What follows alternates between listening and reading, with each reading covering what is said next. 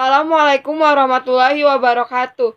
Saya dari kelompok 3 ingin mempresentasikan Lembaga Pendukung Perdagangan Luar Negeri yang beranggotakan saya sendiri, Aprilia Andini Rahma Putri, Sehan Nabila, dan Nila Herawati Agustin. Dalam kegiatan perdagangan di luar negeri, tidak terlepas dari peranan lembaga pendukung. Lembaga pendukung adalah lembaga pemerintah, swasta, ataupun lembaga pendukung lainnya yang berlangsung mendukung bisnis ekspor-impor, importir-eksportir sebagai pelaku utama dalam bisnis ekspor dan impor. Tidak akan bekerja dengan baik tanpa ada dukungan dari lembaga tersebut. Berikut ini adalah lembaga pendukung dari kegiatan ekspor dan impor antara lain. A. Direktorat Jenderal Bea dan Cukai. Menurut keputusan Menteri Keuangan nomor 32/01/1998 tentang organisasi dan tata kerja Direktorat Jenderal Bea dan Cukai.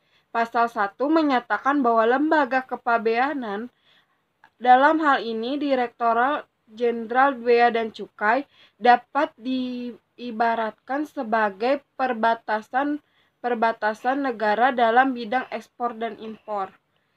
Berdasarkan Undang-Undang Nomor 17 Tahun 2006 tentang Kepabeanan, pasal 1 disebutkan bahwa kepabeanan adalah segala yang berhubungan dengan pengawasan atas lalu lintas barang yang masuk dan keluar daerah pabeanan, serta pemungutan bea masuk dan bea keluar. Yang pertama ada daerah pabean.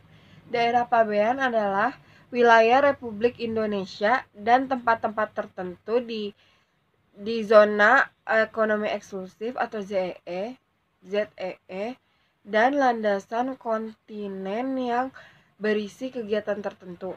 Yang kedua ada kantor pabean. Kantor pabean adalah kantor dalam lingkungan Direktorat Jenderal Bea dan Cukai. Tempat dipenuhinya kewajiban pabean. Kantor pabean berarti tempat bukti pabean dan bukti pembayaran pungutan negara. Yang ketiga ada kawasan pabean. Kawasan pabean adalah kawasan dengan batas tertentu di pelabuhan laut, bandar udara, atau tempat yang ditetapkan untuk lalu lintas barang yang sepenuhnya berada di bawah pengawasan Direktorat Jenderal Bea dan Cukai. Yang keempat ada kewajiban pabean. Kewajiban pabean adalah semua kegiatan di bidang kepabeanan yang wajib dilakukan untuk memenuhi ketentuan yang telah ditetapkan atas barang ekspor dan impor. Yang kelima ada wewenang pabean. Wewenang ini terdapat dalam Undang-Undang Kepabeanan, mulai dari melakukan patroli baik di darat, laut, maupun di udara, hingga melakukan penindakan atas pelanggaran yang terjadi. Dalam melaksanakan tugas hak negara, aparat bea dan cukai dapat dilengkapi dengan senjata api. Yang keenam ada bea masuk. Bea masuk adalah pungutan negara berdasarkan Undang-Undang Kepabeanan yang dikenakan terhadap barang yang diimpor. Yang ketujuh ada bea keluar. Bea keluar adalah pungutan negara berdasarkan Undang-Undang Kepabeanan yang dikenakan terhadap barang ekspor. B. Bank devisa di dalam negeri dan di luar negeri. Bank devisa yang berada di dalam dan di luar negeri memegang peranan yang sangat penting dalam memastikan transaksi pembayaran ekspor dan impor. Bagi importir Indonesia yang ingin mengadopsi barang dari luar negeri, bank devisa di Indonesia ini bekerja sebagai bank pembuka atau bank opening dalam menerbitkan surat kredit berdokumen atau letter of credit atau letter of credit import. Letter of credit dibuka oleh importir Indonesia atas nama eksportir di luar negeri. importir letter of credit tersebut oleh bank pembuka di Indonesia, kemudian membuktikan ke bank devisa di luar negeri yang bertindak sebagai bank penerus atau advising bank. Importir letter of credit dari Indonesia oleh bank penerus di luar negeri kemudian diterbitkan kepada eksportir. Selanjutnya, jika eksportir dapat memenuhi sejumlah dokumen yang dipersyaratkan dalam letter of credit tersebut, maka pihak eksportir dapat menagih pembayaran letter of credit melalui bank penerus yang ada di negara eksportir. D. Perusahaan pengangkutan laut, udara, dan darat. Perusahaan transportasi harus dibedakan dengan perusahaan jasa transportasi atau perusahaan transportasi freight forwarder. Perusahaan transport adalah perusahaan yang memiliki dan mengoperasikan alat transportasi seperti kapal laut, pesawat udara, atau kereta api. Sedangkan perusahaan jasa transportasi hanya bergerak dalam jasa pengurusan transportasi barang. Barang-barang ekspor, impor dapat diangkut melalui perusahaan kereta api jika melalui jalur darat. Keberadaan dokumen pelayaran atau Bill of Lading (BL) atau konnoissement sangat penting karena dokumen ini digunakan oleh eksportir untuk mendapatkan pembayaran LC yang diterimanya dari importir. C. Perusahaan jasa transportasi dan jasa kepabeanan. Perusahaan jasa transportasi atau freight forwarder atau forwarding agent adalah sarana transportasi penanganan pengurusan yang meliputi pengumpulan muatan, melakukan pengepakan, dan mengurus dokumen.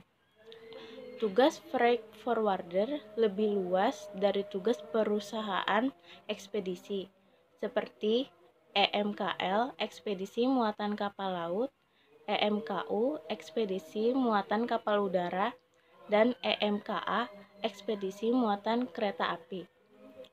Pengusaha pengurusan jasa kepabeanan (PPJK) adalah badan usaha yang melakukan kegiatan pengurusan kewajiban pabean untuk atas nama kuasa importir dan eksportir. Pengurusan pemberitahuan pabean dapat dilakukan oleh pengangkut, importir, atau eksportir yang bertindak sebagai pemilik barang. Namun, tidak semua pemilik barang menguasai peraturan tentang tata laksana kepabeanan atau karena suatu hal tidak dapat menyelesaikan sendiri kewajiban, maka undang-undang tersebut memberikan kewajiban pembayaran kewajiban tersebut kepada PPJK yang telah tercatat di Kantor Pelayanan Bea dan Cukai. Perusahaan asuransi. Asuransi adalah pemberian fasilitas berupa kerugian ganti atas kerugian yang timbul sebagai akibat dari suatu peristiwa yang tidak pasti. Perusahaan asuransi berperan besar dalam memperlancar kegiatan bisnis ekspor dan impor. Luar negeri termasuk jenis usaha yang penuh dengan risiko. Barang-barang ekspor dapat hilang atau rusak karena berbagai macam sebab. Bahkan kapal pengangkut barang ekspor bisa saja tenggelam di tengah laut. Risiko semacam ini tentu saja akan sulit jika hanya ditanggung oleh eksportir atau importir. F. Kedutaan asing dan kedutaan Indonesia. Para eksportir dari Indonesia dapat meminta informasi lewat surat atau email kepada pihak ketiga yang ada di Indonesia. Jenis barang apa saja yang dibutuhkan oleh negara yang bersangkutan, serta alamat perusahaan di negara tersebut yang dapat dihubungi dan dijadikan sebagai rekanan bisnis. Kantor asing yang ada di Jakarta dapat digunakan sebagai sumber informasi tentang potensi pasar ekonomi, pasar ekspor produk di Indonesia dan di negara-negara yang bersangkutan. Para eksportir Indonesia juga perlu mengetahui prosedur ekspor-impor yang berlaku di negara tersebut. Agar transaksi perdagangan berjalan dengan lancar, beberapa pihak asing di Indonesia ada pula yang diwajibkan membuat faktur konsulat atau faktur konsuler, barang-barang yang akan diekspor ke negara mereka. Faktur konsulat bekerja untuk mengecek kebenaran data barang serta mengesahkan pengapalan barang-barang ekspor ke negara-negara tertentu. Manfaat ekspor dan impor. Yang pertama, mengenalkan produk dalam negeri. Salah satu manfaat dari kegiatan ekspor adalah memperkenalkan produk dalam negeri ke mancanegara atau internasional. Yang kedua, menambahkan devisa negara. Hal ini terjadi karena aktivitas ekspor memungkinkan Indonesia untuk menjual produk ke berbagai negara. Dalam hal ini, interaksi pembayaran umumnya menggunakan dolar Amerika. Maka dari itu, kegiatan tersebut bisa membuat devisa negara meningkat dan berpengaruh juga terhadap kestabilan ekonomi. Yang ketiga, menjalin kerjasama antar negara.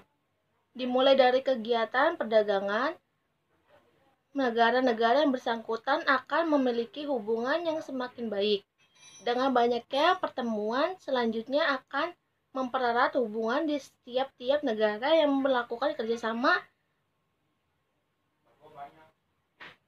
Terima kasih telah menonton video kami. Kurang lebihnya mohon maaf. Wassalamualaikum warahmatullahi wabarakatuh. Jangan lupa like, komen, dan subscribe-nya ya guys. Dadah.